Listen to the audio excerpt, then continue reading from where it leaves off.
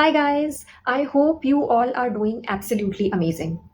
मैंने बहुत बच्चों को देखा है, वो ये कहते हैं कि जब हम घर पे बैठ के क्वेश्चंस प्रैक्टिस कर रहे होते हैं, तो हमसे क्वेश्चंस हो जाते हैं। लेकिन जब हम एग्जाम में जाते हैं और क्वेश्चन पेपर हमारे सामने आता है, तो हमें समझ ही नहीं आता कि हम क्वेश्चंस को स्टार्ट कहाँ से करें, तब हमसे क्वेश्चंस नहीं होते। तो ऐसे बच्चों से मेरा क्वेश्चन है कि क्या जब आप घर पे क्वेश्चंस प्रैक्टिस कर रहे होते हो, उस टाइम पे आप अपने सोल्यूशन को अपने सामने रख के क्वेश्चंस प्रैक्टिस करते हो?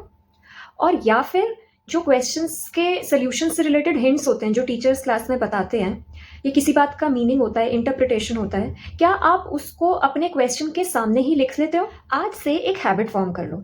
जब भी आपको आपके टीचर्स क्लास में क्वेश्चन सॉल्व कराएं और क्वेश्चन सॉल्व कराते टाइम किसी बात का मीनिंग बताएं, कुछ इंटरप्रिटेशन दें या सोल्यूशन से रिलेटेड कुछ भी हिंट दें, तो आप उसको कभी भी क्वेश्चन के सामने नहीं लिखोगे। उसको या तो नेक्स्ट पेज पे बुक के, या प्रीवियस पेज पे, या लास्ट पेज पे, या जो आपके सॉल्यूशंस वाली नोटबुक है वहां पे नोट करोगे। और जहां पर आप ये हिंट नोट करोगे, वहां पे आप क्वेश्चन का रेफरेंस दोगे कि this hint is for question number this this this on page number this this this. और जहां पर आपका क्वेश्चन होगा वहां पर भी उस हिंट का एक रेफरेंस दोगे that the hint is on page number this.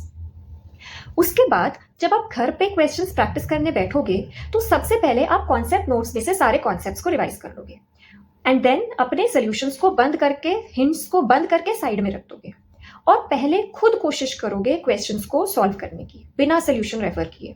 अपने दिमाग को चलने दो, अपने दिमाग को ये आदत डालने दो कि सॉल्यूशन को सोचना कैसे है। फिर उसके बाद अपना ऑनेस्ट ट्राई देने के बाद अगर आपको समझ नहीं आता कि क्वेश्चन सॉल्व कैसे होगा, तब आप सॉल्यूशंस को रेफर करो, बट पहले एक ऑनेस्ट ट्राई देना बहुत जरूरी है।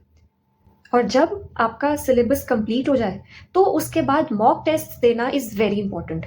Never underestimate the power of giving mock test. आप क्वेश्चंस प्रैक्टिस करते टाइम कौन सी स्ट्रैटेजी यूज करते हो? Do let me know in the comment section below.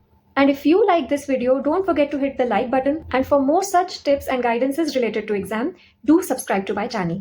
Thanks for watching. Bye.